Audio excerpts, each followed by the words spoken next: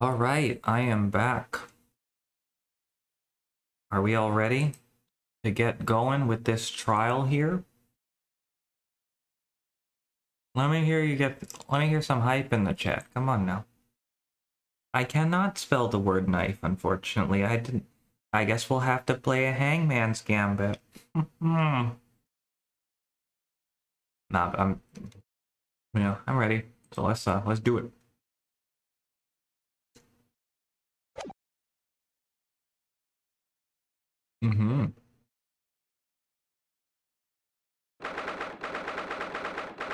February 20th, 9:23 a.m. The Old Bailey Defendant's Antechamber. I needed that break. Well, I never expected this. Who'd have thought we'd be back here again so soon? We are on a study tour of Great Britain, with the intention of learning the country's legal practices. In order to research the latest court procedures here, we need as much court experience as possible. Well, yes, I suppose that's true, but to a person in the dock, it may well be his or her one and only time in court, and it could be life-changing. In which case, treating it as research might seem a little crass.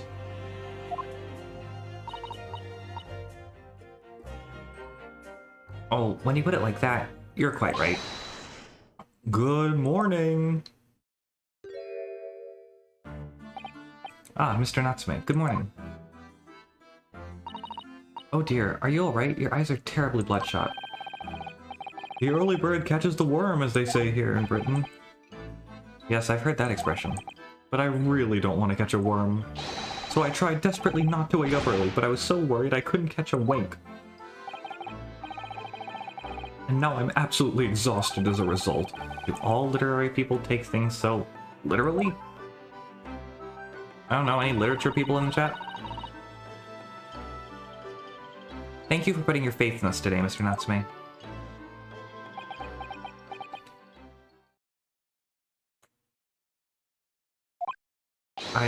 I wish I had 9 lives. My whole future hangs in the balance. I'm too terrified to tremble.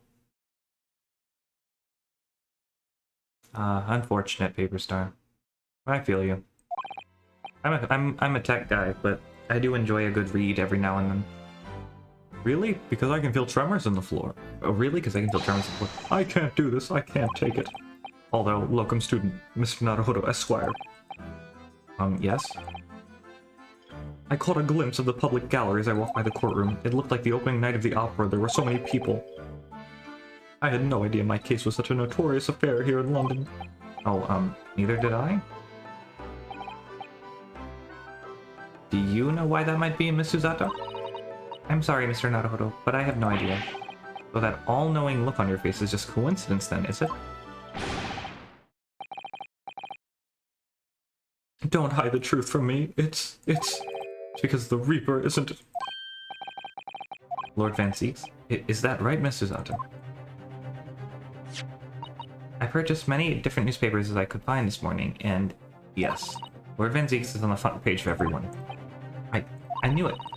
Sometime after the prosecutor was dubbed the Reaper of the Bailey, he stopped appearing in court, it seems. It's been several years now, in fact, until the day before yesterday. Yes, Inspector Gregson told us something different. Similar, didn't he?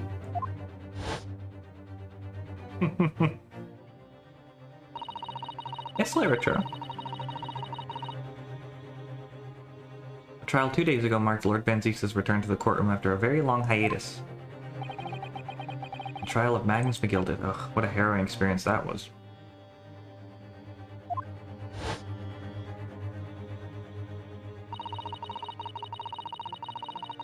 That's a good question, Paper Star. I've never thought about it. I believe that appearance made even greater waves here in the capital than today's. But we wouldn't have realized, of course, having only just arrived in the country. Why is the Reaper back in the Bailey so soon, for what appears to be a mundane murder? That's the question the papers are asking, and they're all speculating various answers.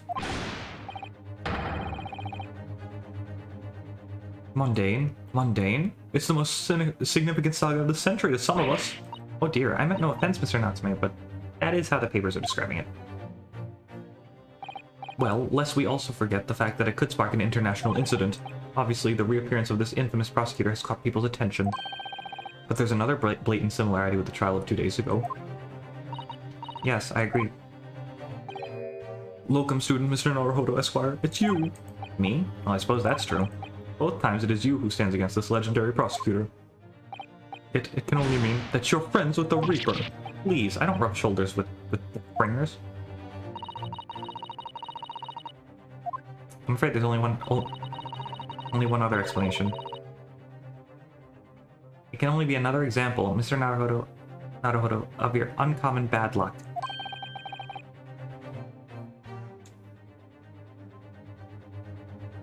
Well, let's not get literature and great literature conflated.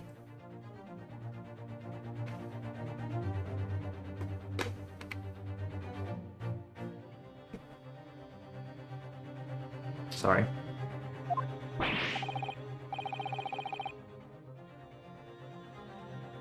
The mic is more sensitive than I thought. Oh, this is just my luck. Why must I be represented by a man with such frail fortune? By the least lucky lawyer alive. Well, let's not forget that it was you, Mr. Natsume, who asked me to represent you. Yes, it's true that I'm just a student new to London, with little of the way of experience, or skills, or luck. But I promise you this.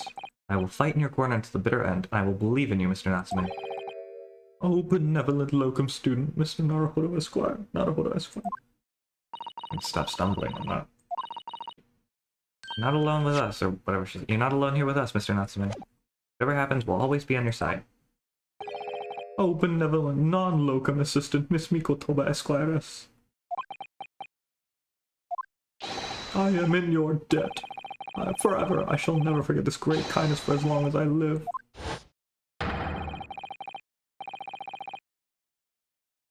The fourth session is about to begin. Plan to make your way into the courtroom at once. Alright then, Mr. Natsume, it's time. Let's go. Yes. Let's do this, Zounds. This is it. My second appearance in a British courtroom. My second trial against the Reaper.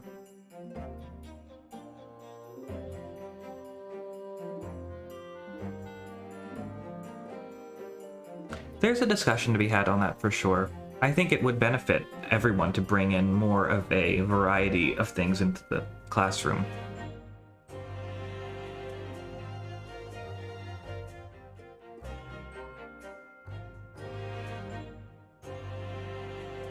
But the thing is, you never know what you're going to care about until you've already read the thing. My personal view is that by virtue of genre, that does not make anything more inherently appealing to me than anything else. Does that make sense? The same way with music. One genre of music is not inherently more appealing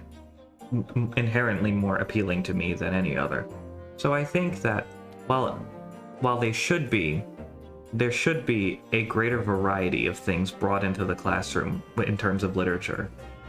A greater variety of works and genres of works.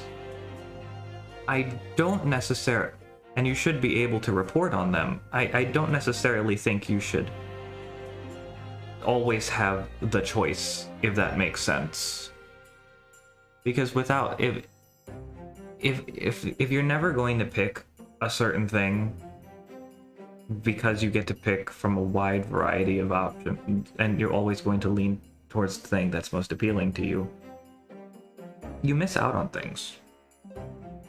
Maybe that doesn't make sense, but I stand by my saying that there should be more options and more variety of the things that we read in the classroom. I hope you're watching over me, Kazuma. Because this time, I won't let my faith waver. I'll believe my client to the last. Just like you believed in me. I believe I can do this now. I'm ready for this fight. Let's do this. Let's go into the courtroom. 10 a.m. on the dot. Look at me. Oh, there he is. In the name of Her Majesty the Queen, I hereby declare this court to be in session. I now call upon the counsels for the prosecution and defense to declare their willingness to proceed. Prosecution is fully prepared, my lord. The defense is ready, my lord. The Nipponese are truly a fascinating breed. Sorry, what? Lord Strongheart has told me all about you. That you're a student who arrived in London but 2 days ago. A mere amateur. Do you have a point? Being a compatriot, you feel compelled to try to help the accused, I suppose. Typical Nipponese arrogance. Forgive me, but I do not believe arrogance is an appropriate description. Susato-san. After all, at our previous encounter, the defendant was found to be innocent.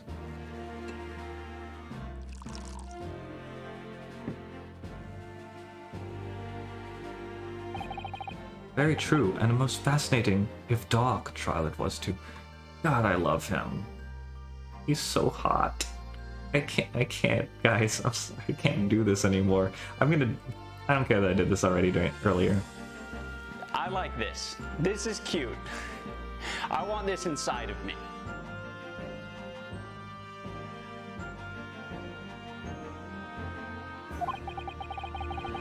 The tragic conclusion came later, of course. That was a microaggression, yes.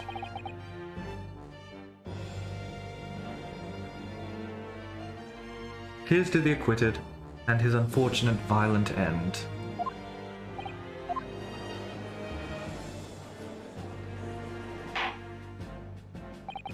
I want to suck your blood.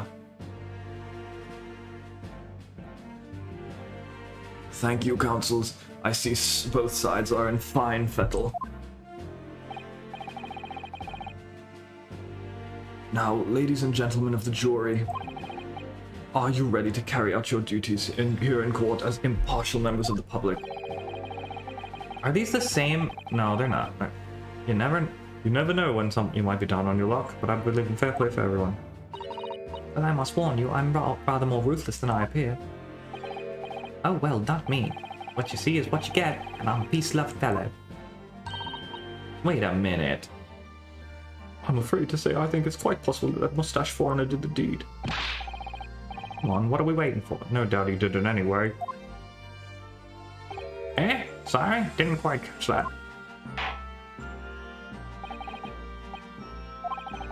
Let us proceed. Your opening statement to be pleased, Lord Van Zeeks.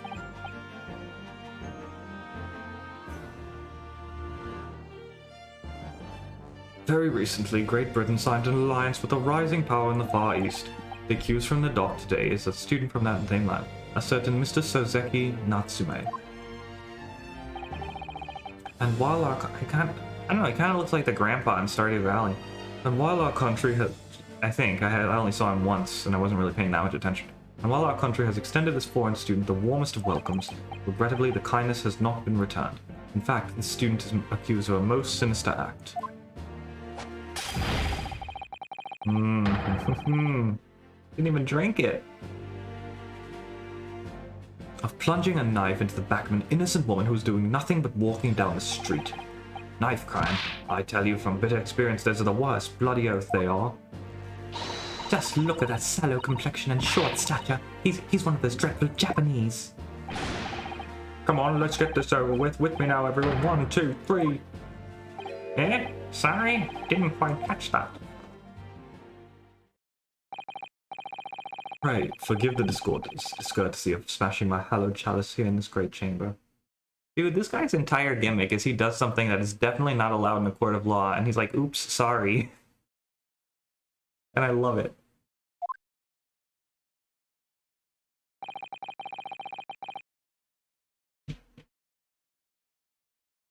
Allow me to call the first witness to the stand. Very well. Lead the inspector in, please. Yeah, no, everyone in this game, everyone in Britain is racist, pretty much. That's just the way it is. Your name and occupation, please. Okie doke, Robin. Yes, sir.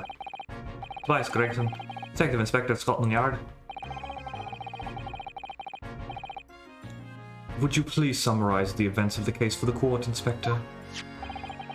The victim is thought to be a young woman in her 20s by the name of Olive Green. I wonder what fitting name.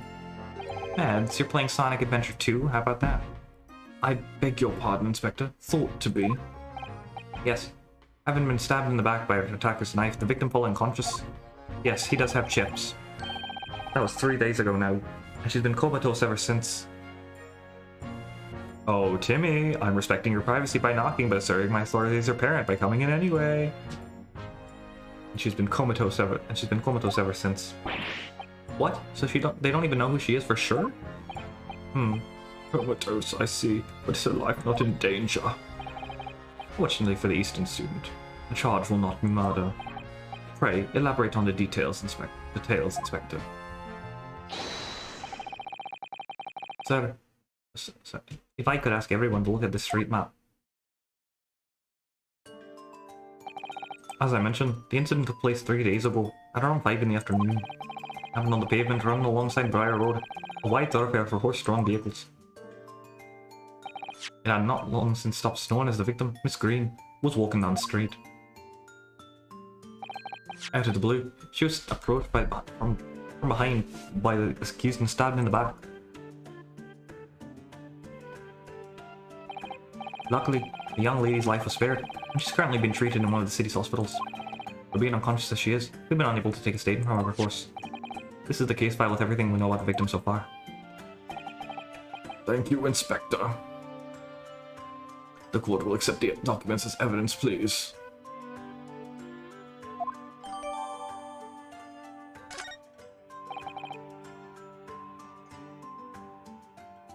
What of the weapon that was used? Sir, I have that here. It was removed from the victim's back. Ouch, that big thing is starting to make me scared to walk down the street now. A heavy blade like that, almost anybody would have been able to stab the poor woman. Even the scragged-looking Sozeki-san, I suppose. A common old garden jackknife, I would say. Rather nondescript. Thank you, Inspector. What accepts the blade as evidence? Jackknife, yeah. Now then, what do we know of the motive? Money or valuables, I presume? From what we can tell by looking at the woman's possessions, it seems that she's a poor student herself. Hard to imagine she'd have had anything much worth pinching, my lord. I see. Well, in that case, are we looking at some deep-seated resentment towards the victim? I'm afraid I couldn't say. Apart from visiting second-hand bookshops, the defendant, Mr. Natsume, doesn't appear to get out much. At this moment in time, we haven't been able to establish any sort of connection between him and the victim. He does look like the Ouija, you're right. If theft and grievance had been ruled out as the motive, what reason could Mr. Natsume have possibly had for stabbing the young woman? Yet you arrested this man, in spite of that, in a totally unjustified and heavy-handed way. Objection!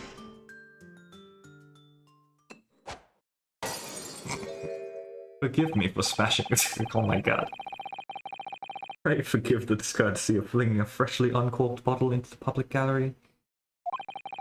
But your words have soured its hallowed bouquet. For it is you, my learned friend, who is being heavy-handed here. Scotland Yard does not arrest people without good cause. That should be beyond question. Inspector Gregson, the prosecution calls for your formal testimony. Explain to the court precisely why the constabulary came to arrest the Nipponese student. Yes, sir.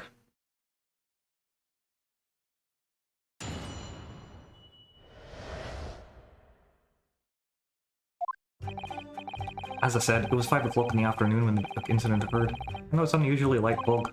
Visibility was reasonably good, and there was no one else about but the victim and the accused. Out of the blue, the victim was stabbed from behind and subsequently collapsed onto the pavement. The accused ran off, scattering his belongings all over the floor.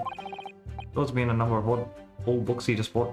He was on his way home from a bookshop, it seems. It was just a matter of working out who the books belonged to, and we found the bloke to arrest him. Old books, you say? Yes, my lord. I have a photograph of the crime. Dang. Ah, yes, I can clearly see the books to which you are referring.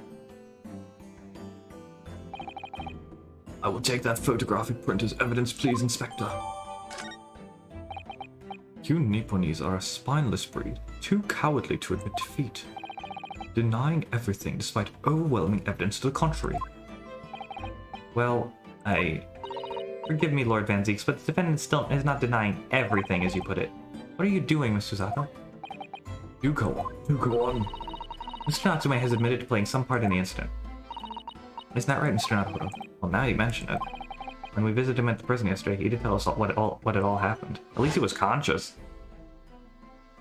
As I was walking along that accursed pavement, I could make out the sole silhouette of another ahead of me. A woman wearing a green overcoat she was, and just as I went to overtake her, she suddenly let out a little scream and collapsed onto the cold, hard slabs of stone at my feet. I was terrified. I had to get away from there, so I ran as fast as my legs would carry me back to my accursed lodgings. A green overcoat. Well, that's certainly what the woman in that print is wearing. It's Germa. Oh my, a photographic print in full color. What will the world come up with next? The defendant has done nothing more than admit he fled the scene of a terrifying incident. Why is she in the jury? That does not mean he's guilty of the heinous crime of stabbing the woman in the back. There was nobody else there at the time, just the two of them, the victim and the accused. In other words, there is nobody else who could possibly have stabbed the woman. A fact that the accused concedes. Ugh. It seems this examination could prove to be pivotal, counsel. Proceed, please. Yes, proceed, please. Yes, my lord. Nothing for it. I have to use this examination to turn the tables here. It's our only chance. I can't read tonight, y'all. Sorry about that.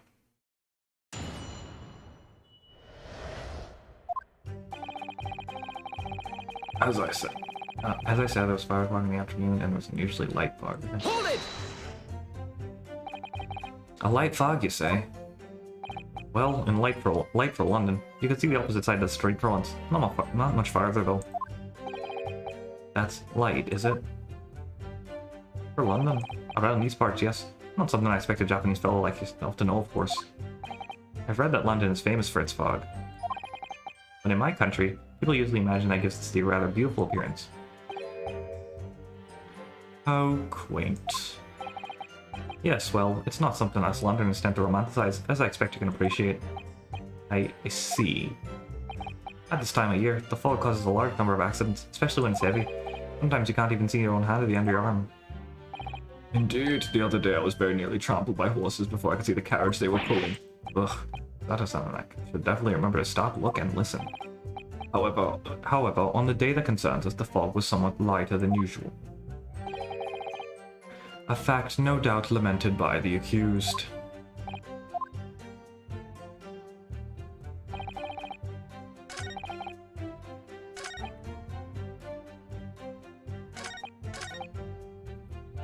Hold it! Able to state with any certainty. Quite simply, my learned friend. Because that's what the witnesses to this crime have told us. Ah yes, Inspector Gregson mentioned the witnesses yesterday, didn't he? That's right. One of them is a policeman, I believe, from Scotland Yard. That is correct, ma'am. Then we must hear their testimony. The prosecution will of course call them to the stand, should it be necessary. But wait a minute. At 5 o'clock in the afternoon in the middle of winter, it would have been dark already. No matter how light the fog was, and no one could have seen. I'm unaware of the situation on your tiny island in the east. But here in the capital city of Great Britain, all main roads are illuminated in the night by gas streetlights. Ah, the prosecution believes there would have been ample light by which to witness the crime. Right. Here in London, for the first time in history, mankind has completely conquered the darkness. Which means we really need to hear those witness statements. Well, I could just get through the fog of this crime examination, maybe we'll be able to. Seems the counsel for the defense is taking stock. Continue with your testimony, Inspector. Hold it! From behind, you say? That's right, as you can see from this print. Yes, quite so, Inspector. The handle of the weapon is clearly protruding from the victim's back. And you say this poor woman, Miss Green, remains in a critical condition, comatose no less. I'm afraid so, my lord, yes. She's been treated at Bart's. Simpsons? I was hopeful that she'd come around before the trial, so I could take a statement, but it wasn't to be. Yes, that is indeed a pity. It would have been most illuminating to hear the victim's own account of events. Luck is on your client's side, it seems. On the contrary, my client has been exceedingly unlucky. Your force of tone is seriously undermined by those disturbingly wide eyes, I'm afraid. Ugh. The accused ran all. Oh, yep. Hold it! It's Natsu's belongings. I think you'll find us all there in a photographic print of the crime scene. Yes, the 3 books on the floor. That's right, my lord. Second-hand books. They were irreparably damaged after falling in the snow, of course.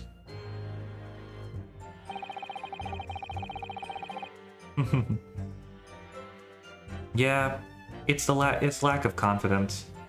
Eventually, he'll have to find some confidence that stays with him, but for now, nope. The accused could have easily carried all 3 books in one hand, which means his other hand would have been free to wield a knife, for example. He's very clever, isn't he? What do you mean? He's made it extremely hard for you to assert that Mr. Natsume had his hands full with the books. He managed to close the one avenue of escape we thought we might have had before we even knew it was there. You mean to say that the defendant was holding his belongings as he thrust the knife into the woman's back? That must be what happened, my lord, yes?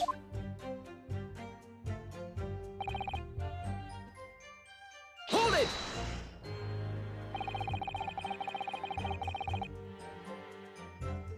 The defendant apparently visits a second-hand bookshop on a daily basis.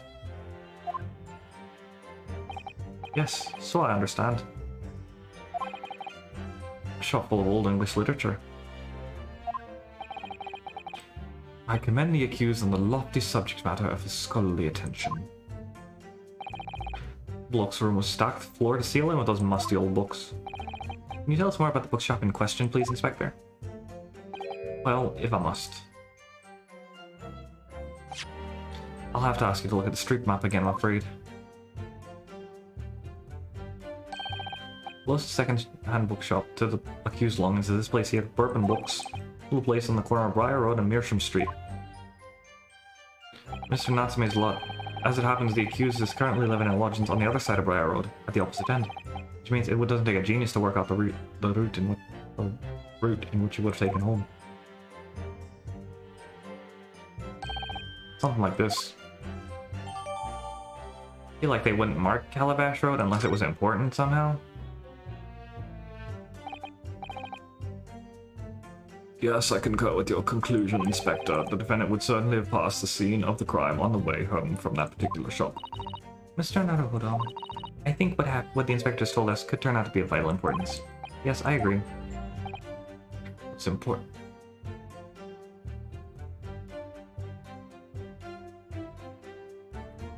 I need to look at the history again and make sure.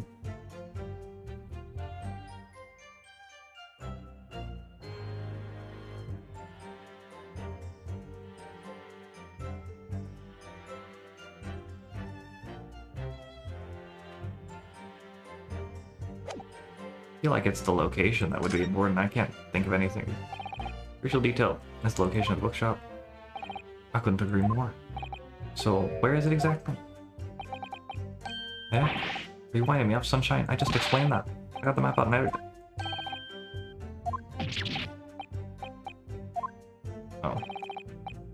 The blunder of the day goes to you, my learned friend, not you. None.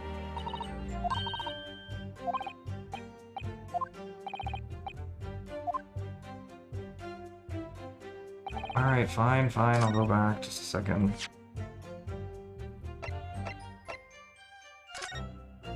Oh, I didn't even notice that. I should have looked at that. My bad. At least it didn't take off a point for that. That would have been I would have been really embarrassed. Hold it!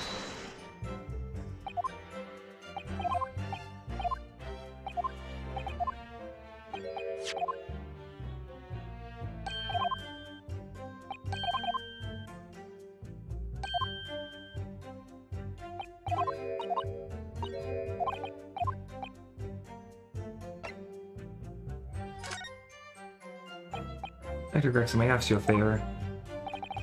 What? Kindly add the name of the bookshop to your formal testimony, please. I believe it may be of vital importance. Maybe. Oh, well, you know, I mean, yes. It'd be a very important clue. Very well, not that I could see it being of any great significance, but please revise your testimony accordingly, Inspector. Nice. Welcome back, Robin. Yes, sir, my lord. Whatever you say. Can man be any more sardonic?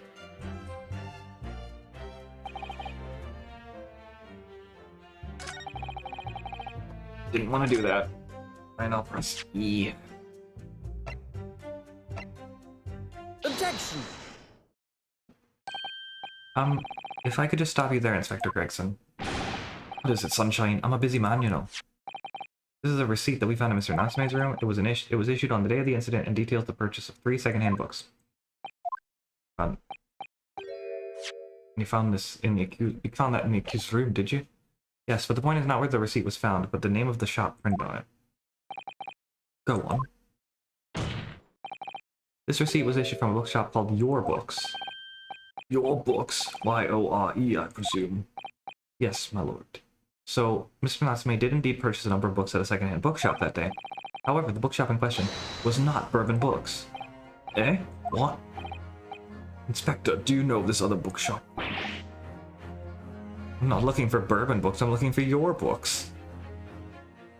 I'm not looking for your dad, I'm looking for my dad. Yes, sir. Your Books is another second-hand shop not that far from Bourbon Books. It's just that, well, it's such a small place, I didn't think the accused would have known about it. But in fact, that is the bookshop in which the defendant visited on the day in question. And this receipt proves it. Objection! Yes, for what difference it makes. Wherever the man purchased his musty tomes, that makes no difference in the final analysis. I disagree with all of the reasons you're mad at me. I mean, after all, I have the street map here, if that might be of help. Oh, yes, thank you. Have a look at this, please. If the defendant had been returning home from Bourbon Books, then yes, he would almost certainly have passed the place where Miss Green was attacked.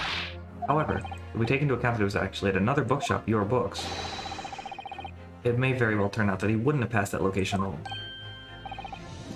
Could that be true? My, it rather depends on where this other bookshop is, but I do declare it may be a possibility. Is that right, Mr. Loy, sir, what you just said? Absolutely, it absolutely could be right. Why is she in the jury? Are we going to talk about this at some point? Inspector Gregson, where is this Your Books establishment? Don't answer that, by the way. We'll figure it out. Well, obviously we looked into that. Turns out that Your Books is just here on the next corner of Meerschaum Street going east.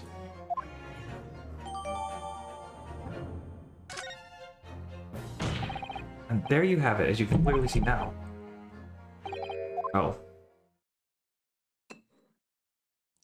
Forgive me for pouring a libation.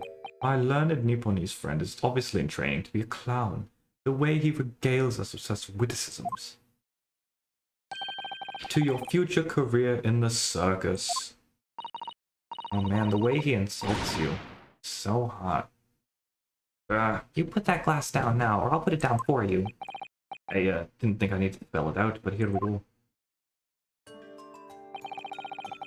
If the accused was coming home from Your Books instead of Bourbon Books,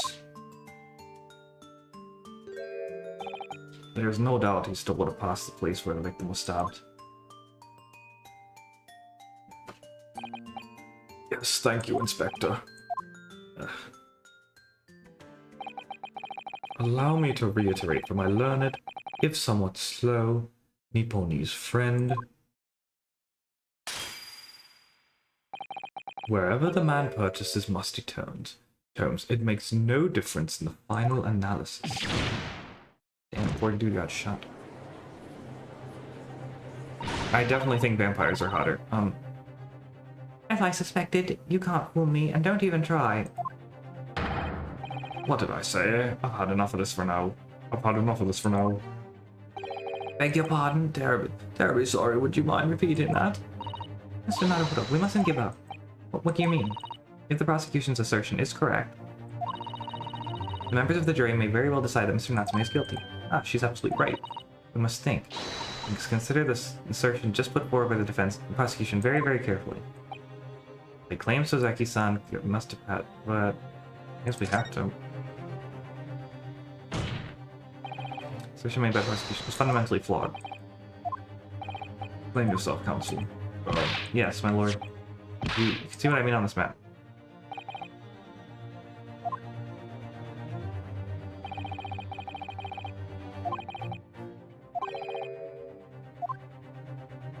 Could have taken Calabash, yeah. If the defendant used these streets, look what happens. He arrives back at his lodgings without passing a location where the victim was attacked. Objection! I feel you, Paperstar. Talking back to a clown is a fool's errand, of course. However, I feel compelled to point out that that route is what is commonly referred to as the long way round. On a cold winter's night, why would any man choose to take a longer route home? Well, the answer is extremely simple. He wouldn't. In other words, the accused took the obvious route back to his lodgings and is the obvious perpetrator of this crime. But, yes, I got it. Obviously, we must ask the man himself. Ask Mr. Natsume which route he took home. I have already informed the court of the accused's response to such questioning.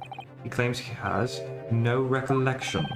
That's right. As I said, the bloke seems to spend his time outside wandering aimlessly from A to B. That day was no exception, so he doesn't remember where he was or which route he took home. I don't believe this. Oh my god. Ryu, you get the worst luck, dude. I feel bad.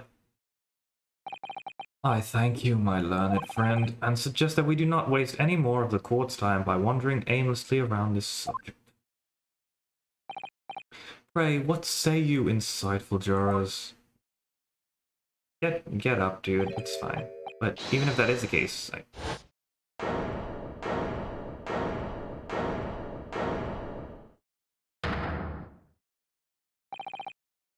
I agree with Lord Bansi.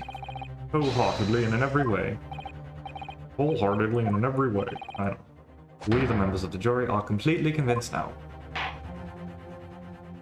Very well, in that case, I hereby call upon all members of the jury to present your findings to the court. Guilty! Guilty. Guilty! Guilty. Guilty! Guilty! Well, cool. That was fast. I guess it's time for another summation examination. Yeah, the jury's leaning is unanimous. To the insightful members of the jury, I applaud your brave resolve. You serve Queen and country admirably. I agree. Mr. Naruhodo, get up, do a summation examination. No, not yet. This isn't over yet. So one last, yes.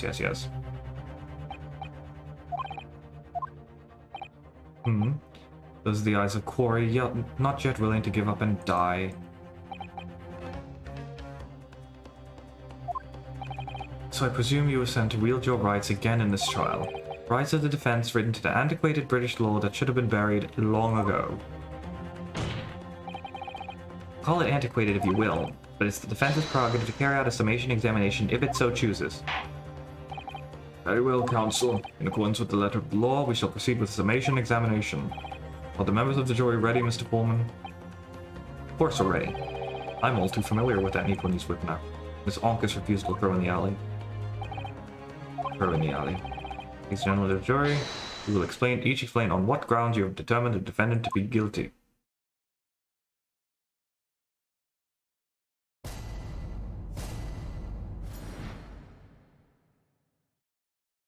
The jurors' contentions. For pity's sake, that little Nipponese oddity already admitted to himself, didn't he? If he said that a woman within green collapsed before his eyes, well, I can only have been the victim. That man wouldn't have gone around the houses on his way back from the bookshop, not in winter. The poor woman was attacked from behind, was she? How dreadful. I really don't care. Can we just wrap this up now? I've got work to be doing. Your books, yes, night shop that, but bourbon books, no, not worth a visit. What?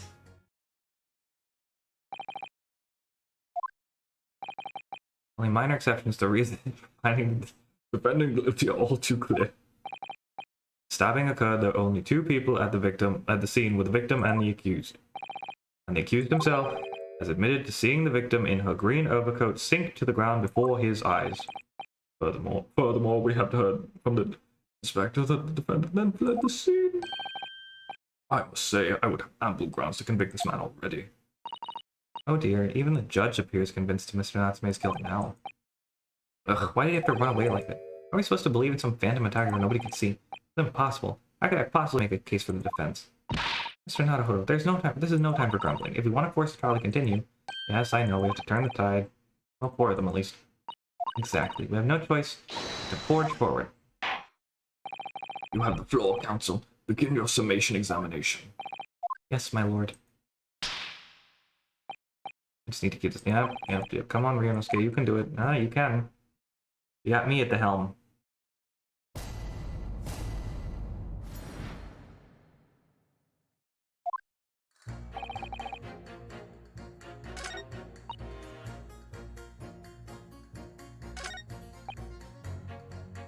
Can I press them? I can I? Hold it! Excuse me, but aren't you... Yes, that's right. I was in the witness stand myself just 2 days ago. Yeah, I have... You're a banker, aren't you? That's right. After the gold rush down under, I came back to London to work. It was all going swimmingly until you started fusking around. Bruce Fairplay was a man of repute. Sorry. Don't think I've forgotten how you treated me the other day. You had me and that young hatter pegged as criminals.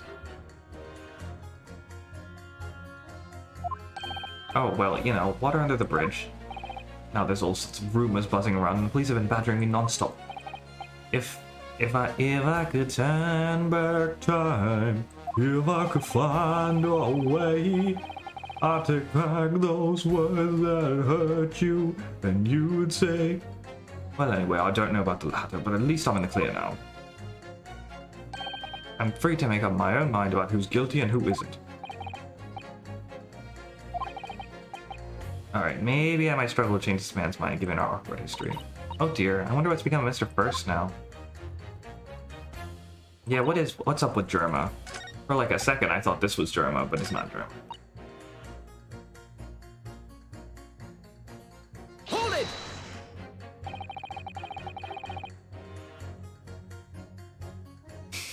It is! That's who it is. That Lady First is officially Germa. You're right that at the time of the incident, the defendant admits to having seen someone wearing a green overcoat walking at him. Well, quite, that's precisely my point. Clearly, that someone wearing green was the victim. And clearly, that funny little Nipponese man with the disturbing mustache is the culprit. Let us not forget, madam, the defendant vehemently denies attacking the woman. Why, of course he does. If he misses stabbing her, his life is over. The man is obviously a liver-faced coward, honestly, claiming the woman simply collapsed before his eyes.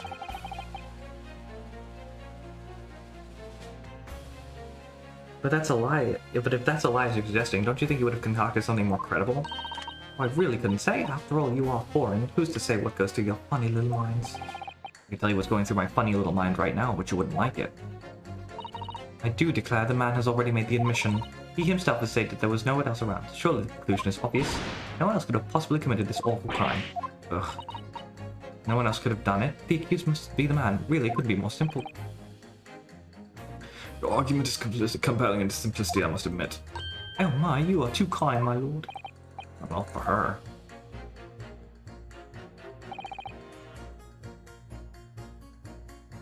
Hold it!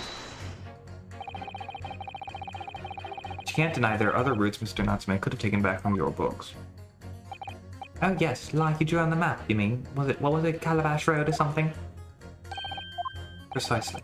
But it seems to me that what counts is whether the little Japanese fellow actually went there or not. Well, yes, that's true. And at the moment, there's no proof that shows that he did, is there? Well, yes, that's true as well. And as I understand it, the accused himself doesn't remember which way he went, does he? Well, yes, that's annoyingly true. Winter nights are dark and cold. The way I see it, you'd want to get home as quickly as possible. Well, yes. Why is this all true? So really, the only thing that makes sense is it went home along Briar Road. I've given it a lot of thought, you know. I didn't make up my mind on a whim that he did it. I mean, if there was some logical way he might have gone the Calabash Roadway, some logical reason why he might have gone the Calabash Roadway, it'd be different. I'd be happy to reconsider my position in that case. Honest, I would. Yes, a good reason. Well, I think that's a hint. Alright, you... Hold it! Whatever is the matter, young man? You're the wife of Mr. Garadeb, aren't you? The landlord who rents Mr. Natsume his room. The master's wife? Where do you get your ideas, sir? I'm the maid. The maid, you understand. Oh, God. Why didn't you mention this yesterday? That you've been selected for the jury in this trial, you mean? Well, I was told not to mention it to anyone until the day of the trial, you see. It was in the letter I received. The instructions were very clear, so I'm afraid I had no choice. Anyway, Mr. Natsume, the defendant, takes lodging in your master's house, does he? Yes, that's right. Although he's only been in a little over a week now. And in that time, surely he must have taken stock of his character. Does Mr. Natsume look like the kind of man who would commit such a crime as this? Oh my goodness me, yes, he's just the sort. What? Spending all that time in his dark and dingy room sporting that unscrupulous mustache. The man never speaks, and don't get me started on his shifty eyes. All the neighbors are talking about him. I've heard of them, you know. People think he must be building a bomb in there or something. Oh dear, poor Mr. Natsume. How do people say such things about him? He's just a harmless bookworm, nothing more. Well, you just call him a worm, so... Anyway, we gotta be careful about this, inviting this maid to speak. She said enough damning things already. I'm pretty sure you can't. If you have any opinion...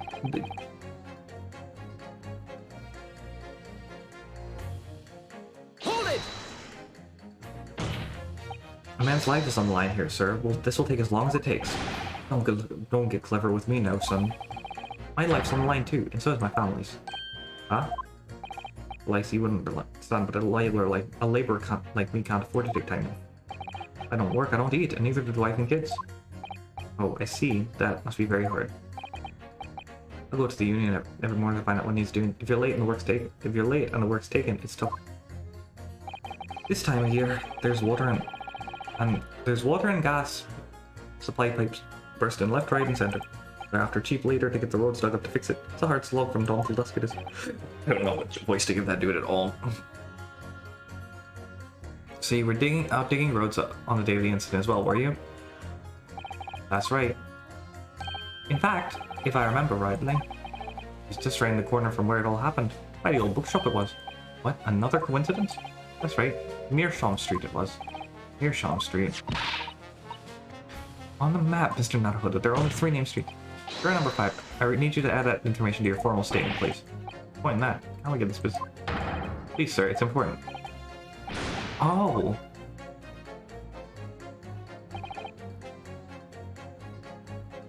He couldn't have taken Meerschaum Street home.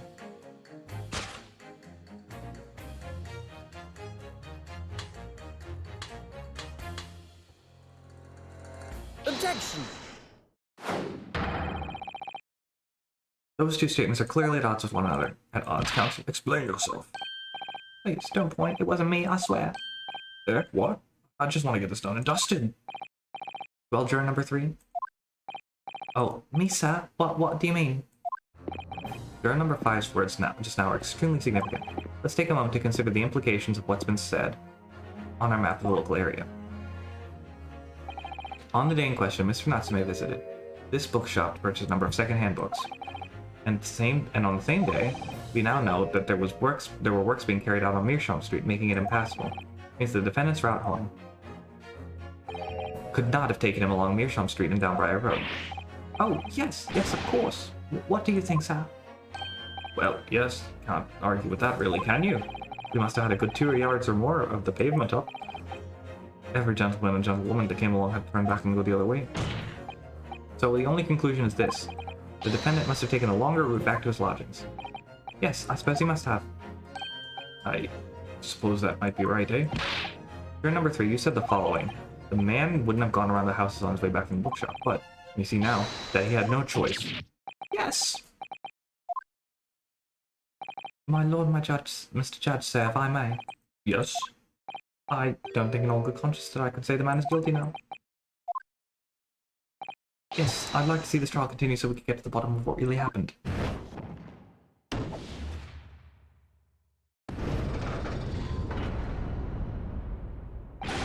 What about you, sir? Who, me? Well, alright then. There's a hole in the prosecutor's argument, it should be filled in, that's what I say. I'm inclined to agree. Why limit it to the argument, really? Oh, well done, Mr. Naruhodo, that was wonderful. Well, we've managed to change a couple of minds at least. It's strengthened our position somewhat. Yes, and it will prompt the other members of the jury to reconsider their stance as well. They'll be asking themselves whether their current leanings are really right or not. Now, if only we could just identify one more clue or discrepancy that would make them stop downing Mr. Nuts. We might be able to tip the balance completely. Yes, that's exactly what we've got to do. Anzeeks is looking to bring this trial to an early conclusion. That's what we have to present. But whatever means we have it. Yes, Machiavelli. On with it.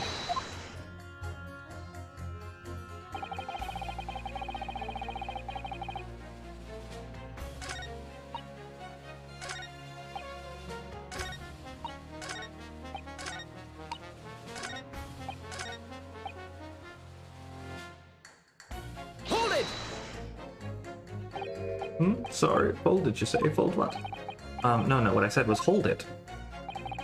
What I want to ask was, do you visit your books often? I like the old books they have there, yes. Enjoy reading them over a nice cup of tea. That's my daily routine, you see, same thing every day, including the day you're all talking about. And at what time did you visit your books the day in question? I was picking up books in there all afternoon, and it would have just been just before 5 that I left. But yep.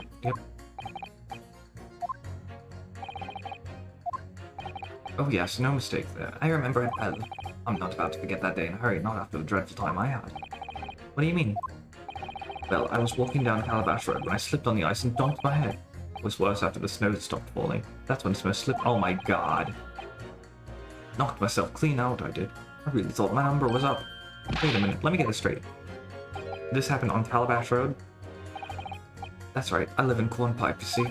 Heading down Calabash Road is the quickest way to get back from your books. Turn number 6, I must insist. You add that sit. Yep. Sorry, extremely sick. No, but. Oh lord.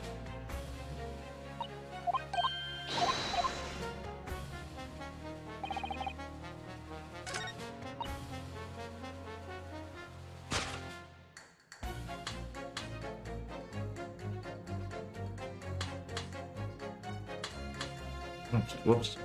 Lost my place there. Those two statements clearly show a flaw in the juror's reasoning. Flaw? What are you talking about, counsel? Well, juror number 2? Juror number 6? My, whatever do you mean, sir? This entire argument that I'm about to make is predicated on the Ace Attorney fact that everybody wears the same outfit all the time. It's just so funny to me. Kind of ridiculous, really.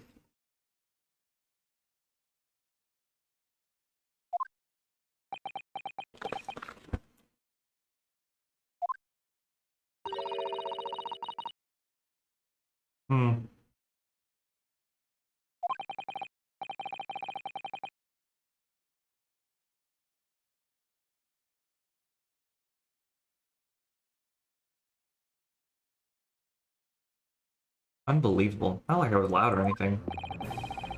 There's at least one fact of which we can be sure here. The bookshop receipt found in the defendant's room clearly indicates that on the day of the attack, he had been to your books and purchased a number of second-hand titles. Then he then returned home on foot. But the man says he has no recollection of his journey. That's correct. But what he does remember is seeing someone appear in front of him on the way. Someone in a green overcoat who suddenly collapsed on the pavement before his eyes. Yes, we are well aware of this. The poor young woman who was stabbed, obviously.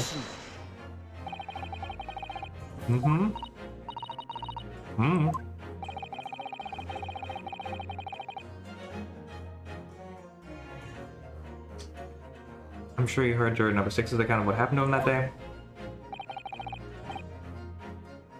Same afternoon, there's somebody else apart from the victim. was wearing a green overcoat and fell over it on the icy streets of the neighborhood. Oh my. My goodness, you mean... That's right. I'm referring, of course, to the hard of hearing juror number 6. Are you really suggesting that the person in the green overcoat whom the defendant saw collapse in front of your eyes was a jolly old gentleman on the end of the bench here with me today? This game is so good, but like, these are Deus Ex Machinas. Like, this is such Deus Ex Machinas. Like, even more egregious than what I already know the series for. The odds of this are so astronomically low.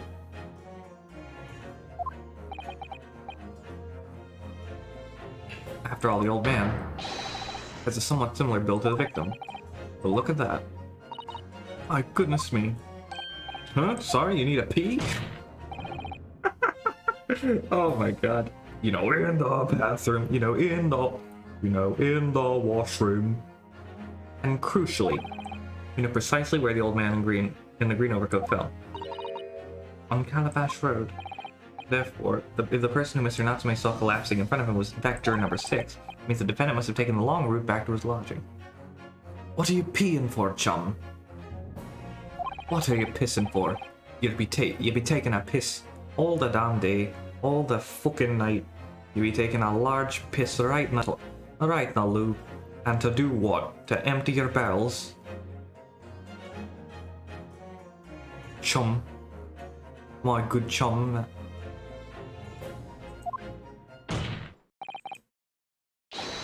The crime scene on Briar Road where the woman was stabbed was not on his way home. Oh my. How do you like it? You idiot, old man. If you hadn't been so daft as to be wrong. Oh, right. You idiot, old man. If you hadn't been so daft as to be roaming about there, we'd have boxed this off hours ago. What are you pissing for, old boy? And really, what were you thinking wearing such a paddling coat?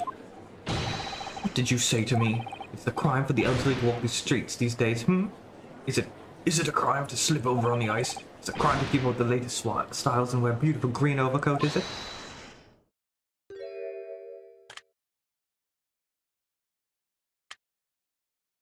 My lord, I do hope it won't cause any inconvenience, but... You'd like to change your leaning, I presume? I do declare that I would. I should like to call for a verdict of not guilty. Thank you. I would too. What? Is it a crime to change your mind, is it? Well? Oh, I like him better when he's jolly.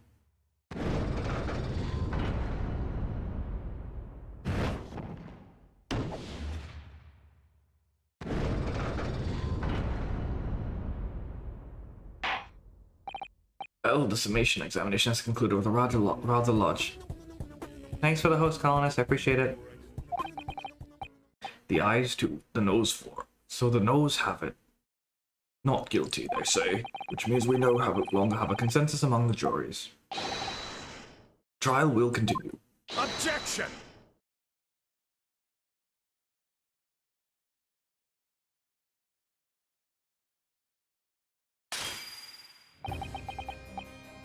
Could it seem churlish of me to drink from my hallowed chalice moments after raising an objection? Only to crush it in disgust. Pray forgive the discourtesy. Lord Van Zeeks? It seems I must retract my earlier remark. What do you mean? I mistakenly credited these jurors with intelligence by describing them as insightful. Yet we have just witnessed them falling for a cheap trick performed by an Eastern entertainer. Eh? Whatever do you mean? Objection! I haven't tricked anyone. Everything I've said is the truth. Indeed, stalwart juror number 5 was undoubtedly repairing the road as he claims. I believe you said it was a good 2 yards of the pavement which you'd excavated, sir. That's right. It took me the whole day and they paid me a merely 2 pence for it. 2 pence. Now, my learned Nipponese friend, tell me. Do you have any notion of the distance that 2 yards represents? Well, if I'm honest, I don't have a clue now. 2 yards is a little less than 2 meters. Less than 2 meters, that's not much at all. In other words, the distance readily vaulted by anyone of moderate vigor. Would you not agree, my stalwart friend? Eh? Me? Well, I can't say you're wrong, no. And did you perchance erect... I'm just 12 years old. A sign to prevent pedestrians from passing the sight of your works? What? I wouldn't dream of it. What a waste of time.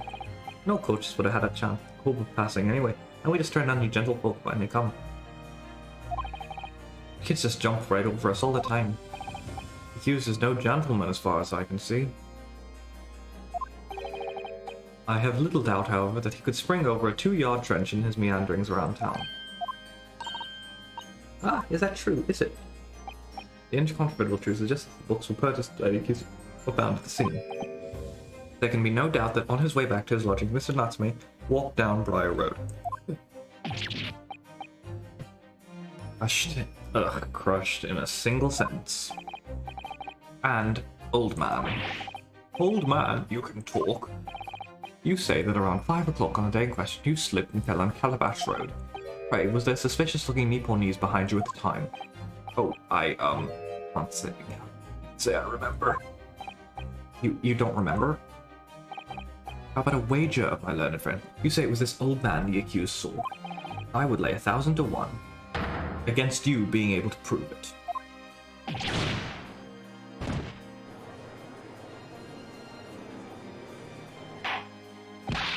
Order, order, Lord Van Zeeks, explain yourself.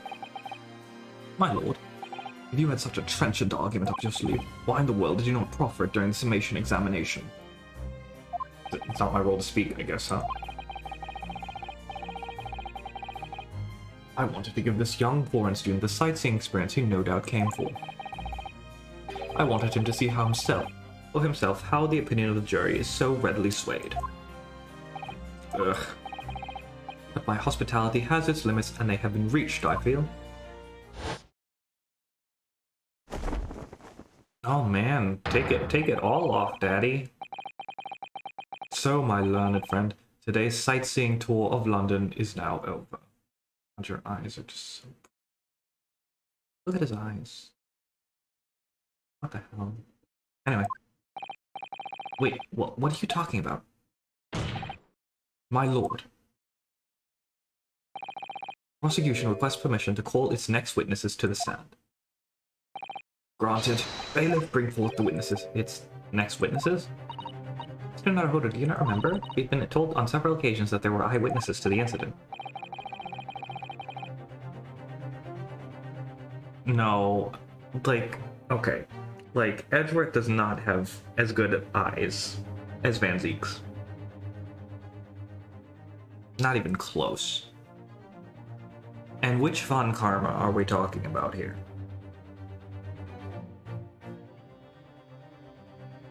Yes, I remember. One of them being a Scotland Yard policeman, no less. I'm afraid that's likely to be the prosecution's next witness. Alright, no matter who's in... Yep. I believe in Soseki-san. I know he's innocent. Manfred? I don't know about that either. Like, I guess he's undefeated, so I guess he is kind of like the Manfred of this game. Like, he's... You know, he's not Manfred, so, like, it's fine. I've cosplayed as Manfred. That was a long time ago, though. 5 years, I think. Oh lord, another woman. Oh, looks like a fusion of the two. I don't even know if I see that very much. I guess I can kind of see it. No, yeah, no, I get what you're saying. The hair is more Edgeworth. Mannerisms and general regalia definitely scream a little bit of Manfred von Karma. Yeah, you're right. Oh god, it's me. Hand me meal. Don't choke him. Constable Roy, the Rolly beat. Rolly beat?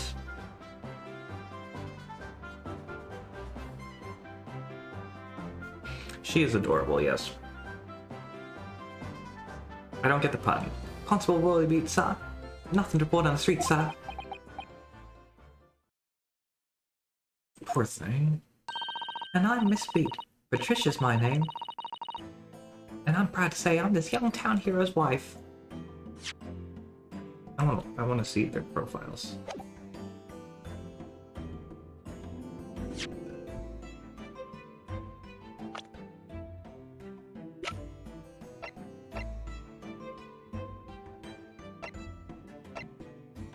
She is gorgeous. Oh my god.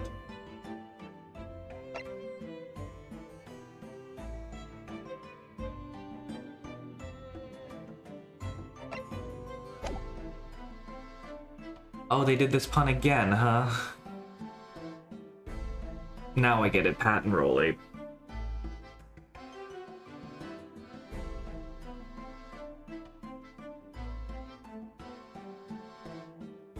Now I'm Mrs. B. Patricia, my name. I'm proud to say I'm this young town hero's wife.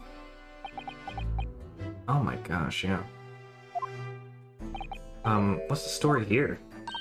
Well, in truth, we've not been married long. In fact, we celebrated our first anniversary only the other day. Oh no, it was your husband I was asking about. He seems... Oh yeah, I know, like cops on the beat. Yep. But I didn't understand it was a two-part name at the time because I didn't advance the dialogue. And I understand beat is in like cop on the beat. He seems tired. Hardly surprising. This being an honorable occupation, patrolling the beat is the most demanding work in the world. Oh really? I'm sure I've heard that before, actually. Indeed. Apart from rare days off, our gallant officers trudge some 20 miles a day, you know. They patrol boarding houses and pubs, collect taxes, survey the streets, and check the meters are reading through. There are a number of items on that list that don't sound much like policing duties at all. I wouldn't just be falling asleep on my feet. I would have collapsed long ago. I don't know if I would walk 20 miles a day at a convention. I think my most is like 10. But it goes without saying that a policeman's primary duty is the apprehension of criminals. Even when he's off duty, a constable is expected to investigate and resolve any crimes on his beat. But the London Bobby is a man of honor. And a man of slumber. God, just... Oh my god, just... Oh, didn't even do that.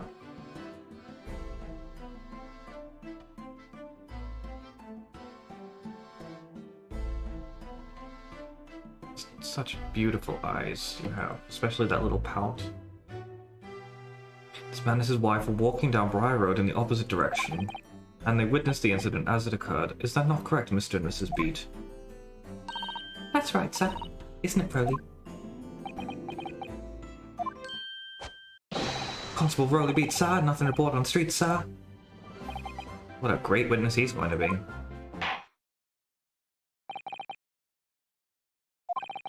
Very good. I'd like to hear your formal testimonies now, Trip, please. Yeah, see, I started tracking my steps, like, right after I started going to conventions. Yes, sir. Oh, Lord almighty. God, she's so cute. It was our wedding anniversary, and Rodian was taking me out for a meal. There was no time to change after work. Anyway, two silhouettes appeared out of the fog on the pavement in front of us. All of a sudden, one of them just collapsed on the floor, then the other scattered something before running off. It ran straight over, of course, and then went for help at a nearby police box. Oh, my phone tracks my steps for me, Blue, and it converts that into mileage.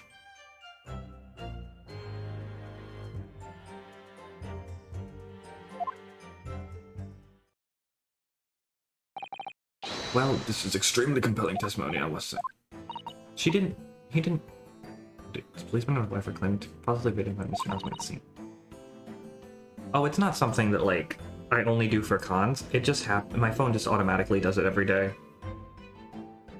If the testimony is true, the alternative course of events that you established in the summation examination will be quashed. It's death knell, in fact, because that alternative was never viable in the first place. An unfortunate but chancing, and on your wedding anniversary too. Oh, I know! But I still managed to go out for the evening with my man. I thank the Lord for that. Gosh, the life of a London Bobby sounds very hard indeed.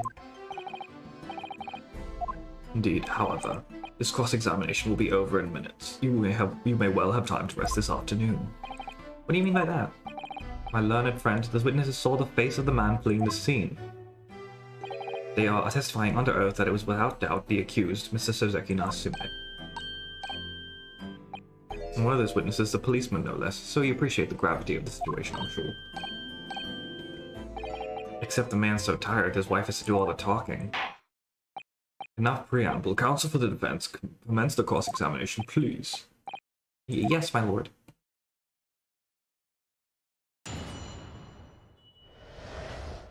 What the witnesses saw. Yeah, okay, press. Hold it!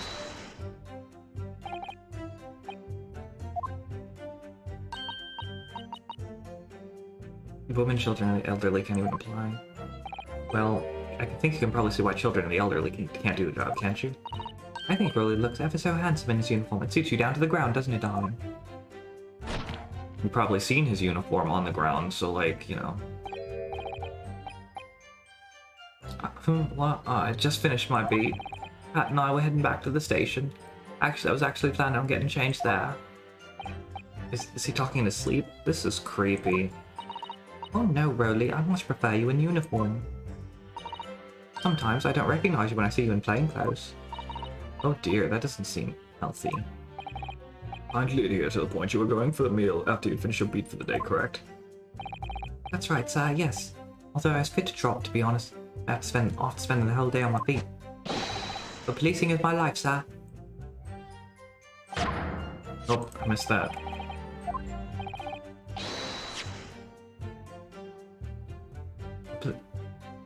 I'll serve, and as long as I'm the proud owner of this, I'll serve my city and queen to the end. And my warrant card, sir, proves that I'm a London copper. There's the noble founding principles of the force written on it as a reminder to all of us policemen on our sworn duty. Patrol the streets of London town and uphold the peace of the common man in the hall. And for such a noble cause, I cover 20 miles every single day without fail, without a grumble, in the hall. Because I know the plodding of my boots in the hall is all not Londoners need to know and to feel safe, and need to hear to feel safe and secure in the hall. So, fighting and crime doesn't appear to come into it then. But sir, just on that one particular day, I was looking forward to celebrating my wedding anniversary. Mrs. Beat puts up with a lot to be being married to a Bobby like me. I wanted to show my dear wife how much I care. Oh my god, look at her. She's just adorable. Oh, Pat. Oh, Pat. Oh, Rolly. Oh, what a charming couple. Their young love is such a joy to behold. If a little over the top, perhaps? And then, kindly describe them. Anyway, two silhouettes appeared out of the fog on the pavement in front of us.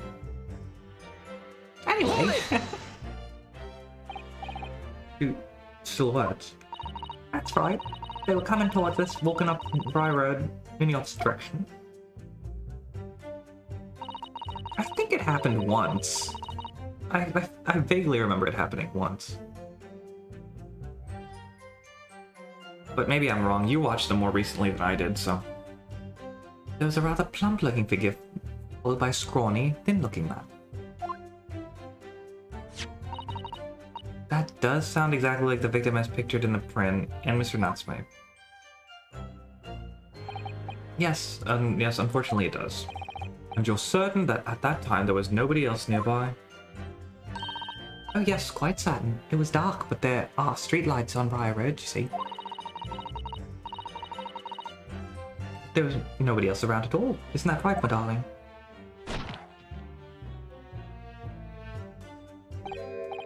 What? Oh yes, that's right. Of course, there was a light fall on the ground. The Briar Road is dead straight, and you can see a fairly long way down the pavement. And then there's the street lighting as well. I didn't see any other pedestrians. Before sleep takes a firm hold, your answer please, Mr. Beat. Are you quite sure of what you've just said? Yes, sir. As a copper who spends all day, every day keeping watch on the streets, I'd swear to it, sir. I'm as sure as my love for Patricia is true. Oh, Pat. Oh, Rolly. They're still maintaining that there was no one else around other than the victim when he attacked her. Startling to see. It's starting to seem like that's how it must be how it really happened. It's beginning to seem like there's nowhere to run. Well, that didn't stop Mr. Natsume, did it? Fled the scene all too convincingly. Thank you. I believe we have a reasonably clear idea of the situation just before the incident now. What happened in the crucial moments that followed? All of a sudden, one of them just collapsed on the floor, then the other scattered something before running off. Oh, I forgot. Hold it! Scattered something, what do you mean by that? Oh well, I couldn't quite make out what it was at the time, but when we got closer we realized what it was. Didn't we, darling? Yes, sir. What? Ah, yes, that's right. It was some old books. I see. Old books. Yes, sir. The culprit had dropped a number of them all around where the victim lay on the pavement. Indeed, as clearly pictured in this photographic print. That rotten Japanese man did that when he did the deed. Let's not forget that it remains to be established that the defendant was indeed the attacker. But we saw him. He was the man in the dock without question, sir. The mustache, the hunchback, cat-like eyes, the tout mouth, the snub nose, everything. Any more insults you want to throw in? That's right, he looked down at that poor defenseless woman with his terrifying, intense eyes, and then suddenly threw his books at the pavement and ran away. I see. This is tough. They seem as though they're telling the truth here. May I remind the court that this unambiguous testimony comes from a policeman and his wife. Now please continue. Yes, sir. We ran straight over, of course, and then went for help at a nearby police. Hold it! Was it your husband who went to fetch help? No, I went. I may not be a police officer myself, but I am the proud wife one after all. Isn't that right, my darling?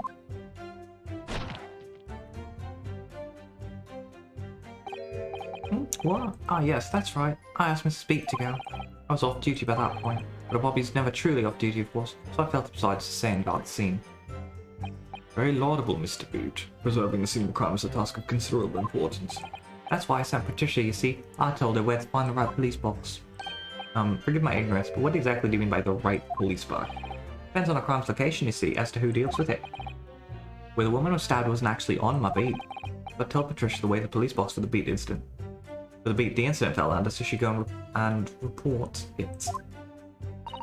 I ran there as quickly as I could and asked for help from the Bobby on duty. There's nothing more pertinent than a young couple in love working together, you know.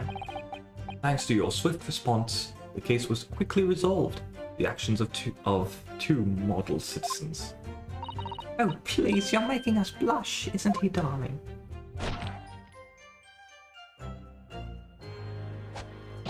Yes, sir. What Patricia said, sir. Let's move on, shall we? It's definitely the judge. Hold it! But surely you wouldn't have given a suitcase face for the light of the guy's street lamps, would you? We absolutely oh, don't kill him!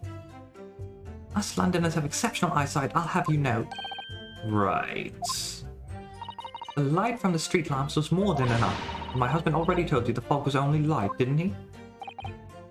Yes. And what of the fog? We're famous for it across the globe. We're famous for it across the globe, I believe. It's an absolute menace to those of us who have to live with it, of course. Oh, it is. When it's thick, you can't even see the hand at the end of your own arm. Yes, alright, I take your point. Now could you stop shaking your husband down? The constant fog makes our eyes very sharp, you see. That's why we can tell you for sure and certain it was the little Japanese man we saw. Aren't we, darling? This is getting more violent. What? Yes, it was the accused, and make no mistake, the mustache, the hunchback, the cat-like eyes, the taut mouth, the snub nose. Unmistakable, sir. I suppose. Ozeki-san, they saw, yeah. That's it, is it? That's her entire testimony? What do you think, Mr. Natsume? Well, I hate to admit it, but yeah. Mr. Natsume running. Yes, I feel the same. So if that's true, where does it leave us? Members of the jury are sure to call for a guilty verdict under this testimony. Oh no. What? Kazuma-sama were here. What are you trying to say? I think he would try to find a contradiction somewhere else with evidence.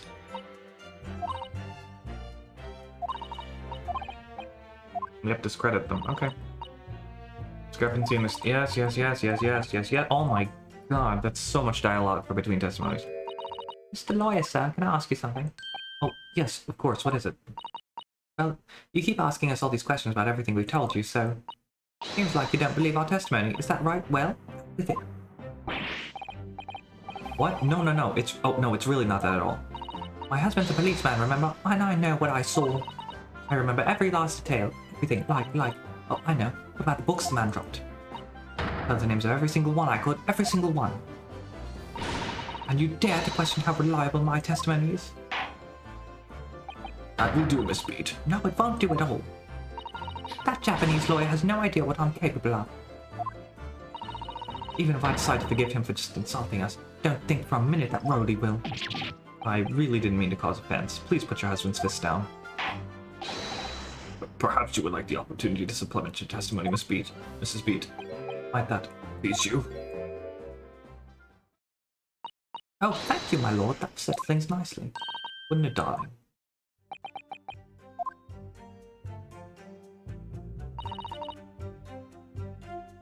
Oh, there we go. Oh my god, really? What the hell? Don't make it too easy for me, game. That was like a Dual Destinies level contradiction right there. So, you're saying that there were 4 books? That's right, I remember all of them. Picture of Monsieur Somebody, What's It Yearnings, A Meal for Someone, and The Thingamy Something. I'm sorry, Mrs. Speed. But there's a fundamental flaw in that statement of yours. Oh no, what flaw? I'm Gemma, I'm British. Simply that, at the scene of the crime, there are only 3 books, not 4. Kinda does. Have a good look at this photographic print of the scene of the crime. As you can see, there are only 3 books. But no, that can't be. I saw them. Oh, I know it is. Yes, you can't fool me. Sorry, it's that big old lump of a dead body. The lady so large, her corpse is blocking the view of the 4th book, that's all. Try to remember that the poor woman isn't dead, even if we're insulting her size. No, I'm sorry, Mrs. Beat. But Mr. Natsume could not possibly have dropped the 4 books you described. Why not? Fascinating. And from your short tone, something you can readily substantiate with evidence, I presume. Oh, Rose is back on the idol manager grind.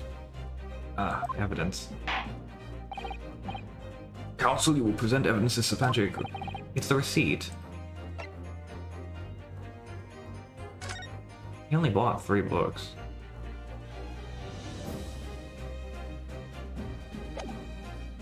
Monsieur Lecoq. Monsieur Lecoq.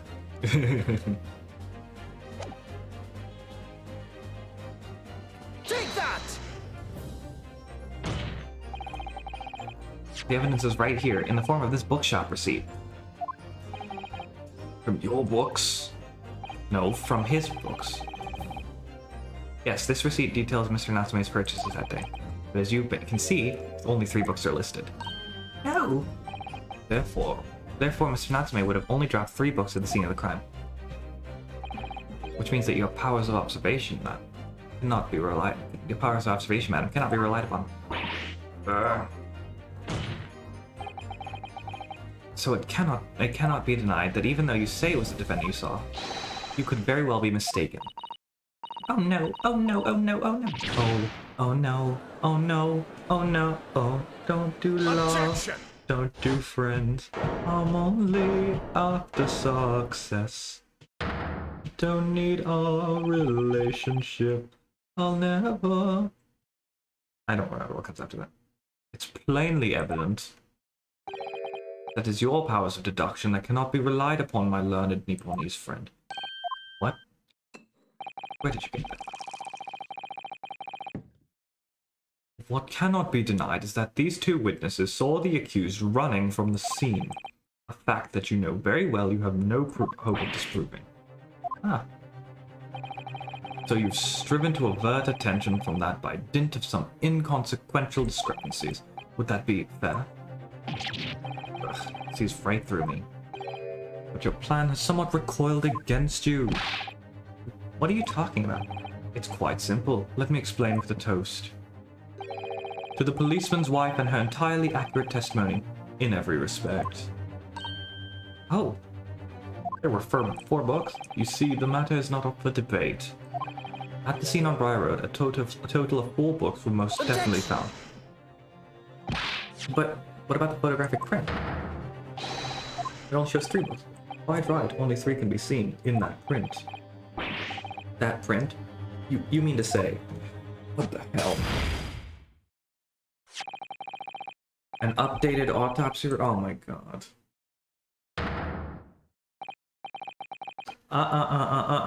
No, that's not... I know exactly what book that is. I already see the contradiction here. I don't believe it. It's the 4th book. As you will observe, the 4th book was hidden from view in the original print by the victim's torso.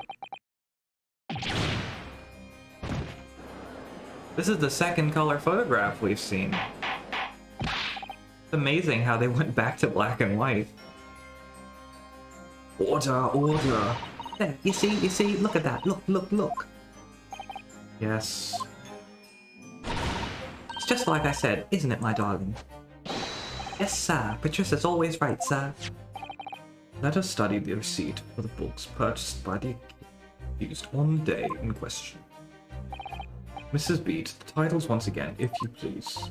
Oh yes, of course, the picture of Monsieur somebody or other. Picture of Monsieur Lecoq, which I will send to to the counsel for the defense after this trial. What's it, yearnings? Transferee yearnings. A meal for someone. A meal for Gaborio, in fact.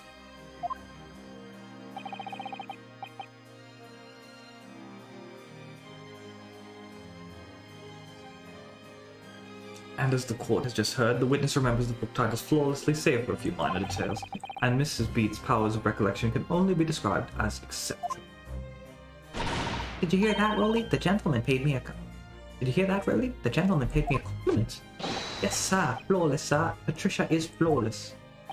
I don't want her to be bad. But there are only 3 books on the receipt, and Mrs. Beat mentioned 4. There's nothing surprising about that. Clearly the 4th book is which is shown. That which is shown in this photographic print. So, I know exactly what happened. The wife, Joan or whatever, of the dude. What's his name again? Let me get his name. Garadeb. Joan Garadeb. Yeah, Joan Garadeb was throwing books out of the window, was throwing books at her husband, and one of them flew out the window. I'm sorry, counsel, but does that not seem odd? Why should the 4th book be omitted from the receipt? Not at all, my lord. As the photograph clearly shows, the 4th book was found in the victim's clutches. In other words, it belongs to the victim. No, it doesn't. The victim was holding her own book. I wonder, what came of that 4th book? Obviously, it wasn't overlooked by the investigating officers at Scotland Yard. I have it here as evidence. It's gonna say Garadeb, like, in the book or something. You will submit that and the aforementioned photographic print to the court, please, counsel. My pleasure, my lord. 2nd crime scene photograph. The 4th book, the updated autopsy report. Prosecution rests. I have nothing further to add. What? You seem surprised, my learned friend, but your resistance until now has been in vain. Entertaining, yes, but futile. The spurious longer route to the accused lodgings that you tried to establish in your summation examination, and the attempted discrediting of the witness's powers of recollection in your cross-examination. Futile? I walked right into this demand. You say everything we said is true. Isn't that right, my— oh my god, you heard the neck snap on that one. Isn't that right, my darling? Yes, Pat, marry me, Pat.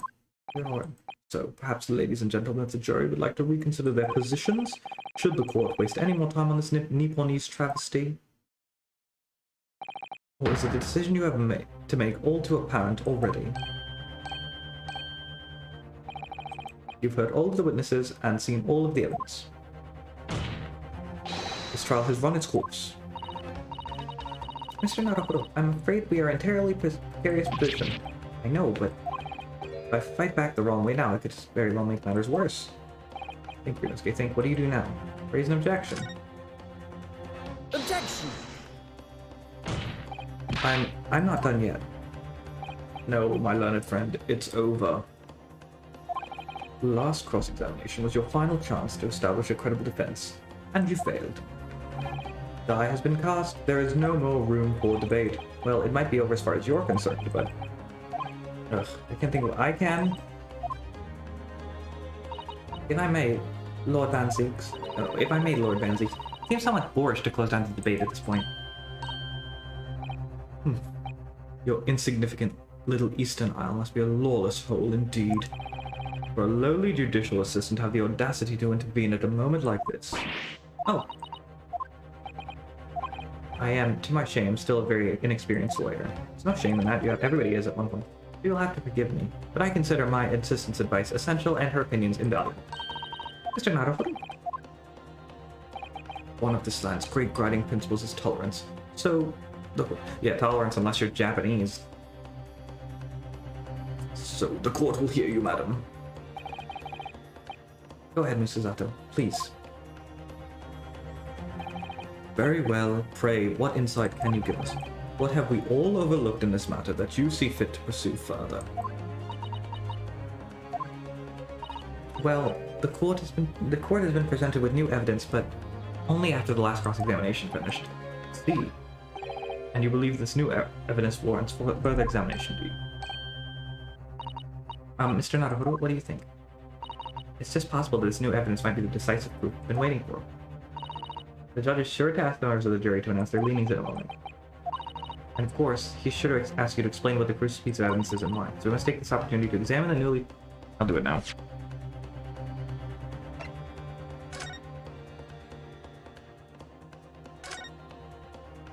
Oh, look at this. Look, it's been Valley Brett. You're right. Terrible waste. Yeah.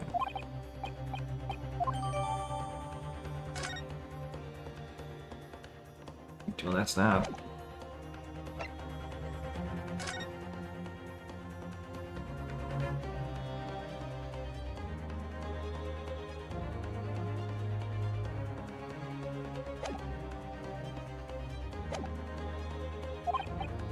Yes, I understand. And thank you, Mrs. Zato. This is it. Zato-san must win us one last chance here.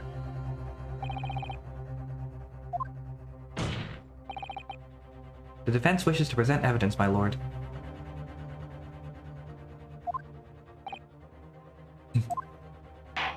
That was a good sprite. Very well, the defense may present one further piece of evidence. Evidence that... It's this, I think. It has to be this. It's the... The evidence in question is what we can see from the newly presented photographic print of the crime scene. The fourth book found in the victim's hand. Objection! We have already discussed the fourth book at length. Other than it being in the victim's grasp at the time of the incident, no significance has been attached to it. Pursuing the matter further would be a flagrant waste of the court's time, as you well know. There is no way that the angry lady threw a knife out the window and hit the woman. That wouldn't happen. That doesn't make any sense. It wouldn't have enough force to go in to plunge through, so that can't be it. Alright. So I must assist you to identify this clue at once. Oh, yes. It's,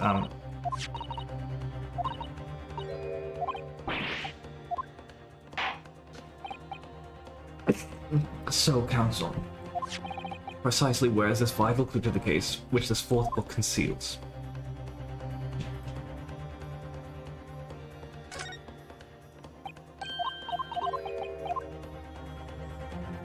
Got it!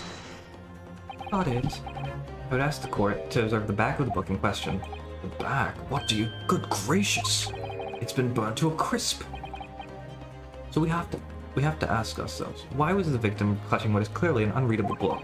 It is undeniably an extremely unnatural thing for her to have been doing. Objection! Unnatural, you say? And what of it, my Nipponese friend? Oh, were I to concede the point, if it bears no relation to the case, there is nothing to discuss. So should you wish to assert that this fire damaged some veiled clue as to what happened that day? Pray, do enlighten us all. Yeah, we're not learned. What truth does this charred book hide? A charred book? There's this one possibility here which I can't quite bring myself to rule out. An outside chance certainly, but worth a try. Alright, I'll explain my theory. Don't keep us waiting any longer then, Counsel. Explain this theory. Its owner. My lord, the burn on the back of this book reveals startling truth about the book's owner. I beg your pardon? But we already know who the book belongs to. The victim was gripping it in her hand as she fell to the floor, after all. It's obviously hers. The question of how this book came to be in the victim's hand has yet to be answered. However, as to the questions of who the book belongs to and where it originated, the defense has very credible answers. Good gracious, how can you possibly? Very well, I'll play along with this futile attempt to delay your inevitable demise. Do remember, the members of the jury may well burn you if your little gamble goes awry. Counsel, the defense's response here is very likely to influence the final outcome of this trial. Tell the court, who do you claim is the owner? John Garrett. Take that! The answer is that the book belongs to the couple who own the house where the defendant has his lodgings. A certain Mr. and Mrs. Garadeb. The landlords? The landlords? Sorry, that was the wrong word. And whether this is some extraordinary coincidence or some kind of fate at work, I don't know, but... all the people in London, one of the 6 chosen for jury duty in this courtroom today, is none other than Mrs. Garadeb herself. Oh my goodness. Me? I think you must be mistaken, sir. I'm not Mr. Garadeb's wife. I'm his maid. Delvinky? Things would go so much easier if you just dropped the pretense. Alright then, how about a simple question for you? Have you ever seen this book in Mr. Garadeb's house? I would never presume to know all the books he keeps, sir. I would never presume to keep note of the books he keeps, sir. This is outlandish behavior. This woman is the accused landlady, you say? You implicate this hard-working member of the public. You besmirch her without a shred of evidence. Your actions are unforgivable. Objection! This is not mere conjecture. The defense happens to know that on the day in question, at almost exactly the same time as the victim was stabbed on the pavement below, another incident was taking place in the room on the top floor of Mr. and Mrs. Garadeb's house. Good lord. What sort of incident, counsel? Judge Dumbledore. A fire, my lord. Afraid to say it was. Happened in the blink of an eye, you know. Happened in the blink of an eye, you know. The whole place filled with smoke. Couldn't see a bally thing. Didn't take long for the fire to spread, of course. The bally furniture started going up as well. Worst of it is I lost my favorite book called The Lion's Pride.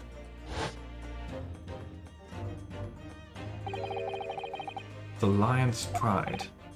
God, his sprites are so hot. By Jove, at the same time. Hear me! This is risible. Risible? This is risible. All you've told the court is that a book by the same name was involved in a fire, in which case it would be reasonable to assume that it was burnt to ashes. And entirely unreasonable to infer that it magically removed itself to the scene of the crime. Perhaps it would make more sense if I told you the cause of the fire was marital discord.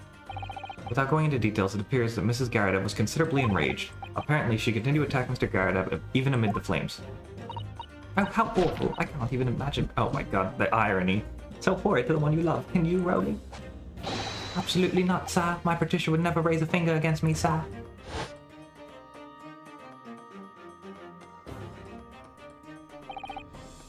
Had all my favorite novels in that case.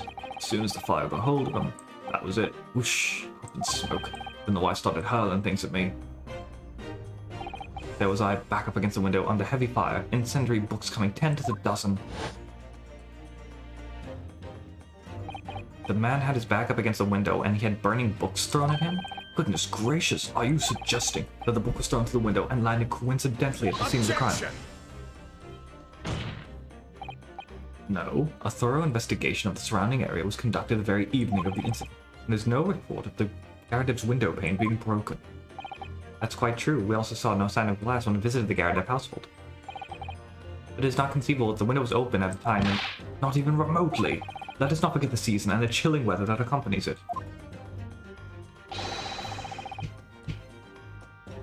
No Londoner would ever leave a window open in the middle of winter.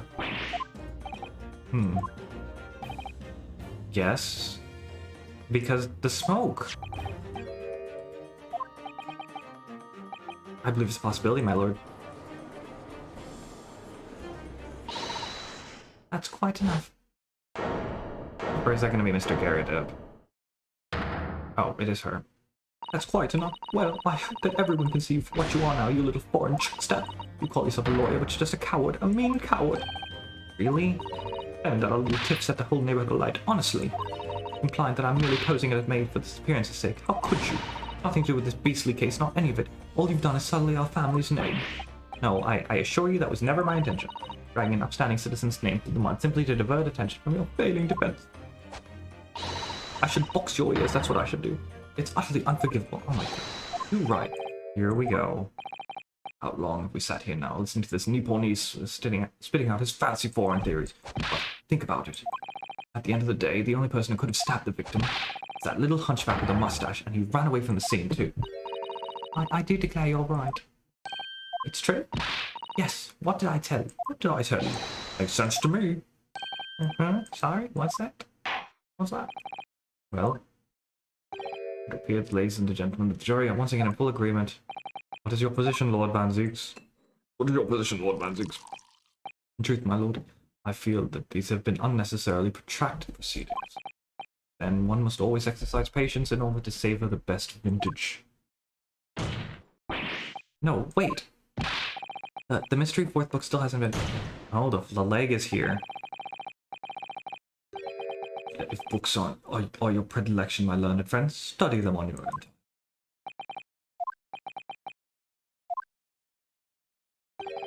What? No, forgive the discourtesy this time? Van Ziek's thighs save lives. That is the raid message, I think, unless I can come up with something better. Or someone else can come up with something better. Someone write that down, please, because I'm going to forget it.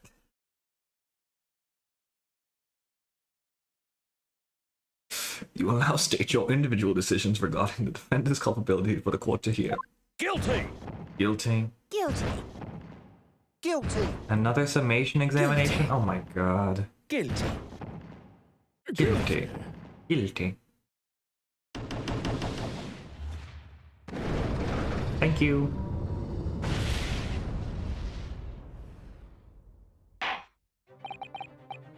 Thank you. Thank you for that unambiguous response. That's twice now. It's over. Mr. Naruhodo, don't give up. Mr. Zato, have you forgotten the battle isn't over yet?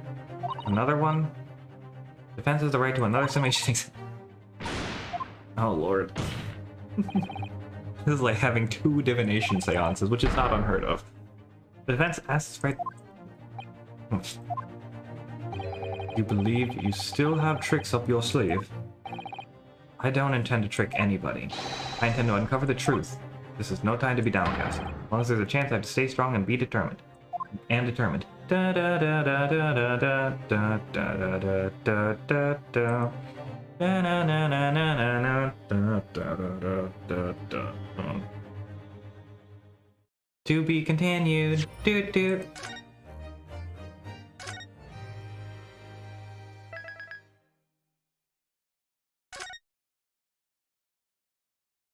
Do you guys want another intermission, or should I just keep going?